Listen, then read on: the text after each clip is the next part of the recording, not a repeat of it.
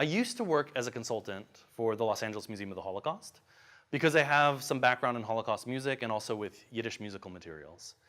And a few years ago, I got a phone call from someone at the museum, and they said, could you put something together? We're doing this program. It's for a commemoration of the 70th anniversary of the liberation of Auschwitz. And we want to have some kind of musical element. Now, at the time, I had a very small chamber ensemble of students that I taught at Milken, and so I gave them a piece to learn for this event. And I told my students, the piece that we're going to learn really has absolutely nothing to do with the Holocaust.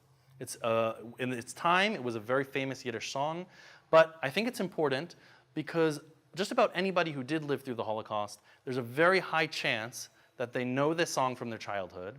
And because of the history of what happened with Yiddish language, there's a very high chance that they wouldn't have heard it very much after the Holocaust. So I taught my students this piece. We show up for this event. It's in a very small room, and while it's small, it's packed. There are some dignitaries there, some consul generals, and about 15 to 25% of the room is Holocaust survivors and their families. And so my students go to play this piece, and I look around at the room and I notice one by one, most of these survivors start humming along with this music.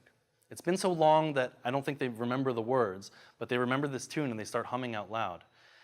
My students finish this piece. Randy Schoenberg, who was the president of the museum, also the grandson of the great composer Arnold Schoenberg and was recently portrayed in the film The Woman in Gold. He comes up to the podium and he says to everybody, I'm noticing that a lot of you seem to know this tune. Is this something that you guys all know? And the Holocaust survivors, a lot of them answered back, yeah, we know this song. So he said, can we do this one more time? And this time, go ahead and sing out loud if you want to, if you know this song. And something pretty extraordinary happened. My kids played this piece again, and the Holocaust survivors started singing louder, but they don't remember all of the words, of course. And in the audience is Mike Burstyn, who was one of the last child stars of the Yiddish theater. He knows every single word of this song by heart. And he comes up to the podium and he leads all of the Holocaust survivors singing this song. And as I looked around the room, it was just tears streaming down all of their faces. I said to my students, I want you to stick around after this performance because some of these people are going to want to say something to you. I don't know what that thing is, but I want you to stick around. And I stood there long enough to see one of the survivors come up to my student and say, the last time that I heard this song was when my mother sang it to me. And so I walked out of the room and I sat on the floor in the hallway and I just started crying.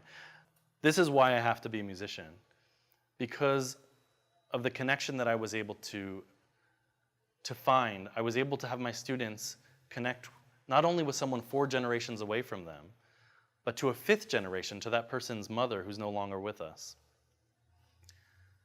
The wonderful news, the amazing news, is that music is, of course, not the only way to connect with people.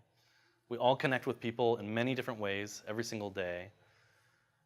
And I hope that if anything comes from doing this talk, it's just that I encourage people to try to find that one more opportunity to find a connection, maybe with a loved one or maybe with a complete stranger.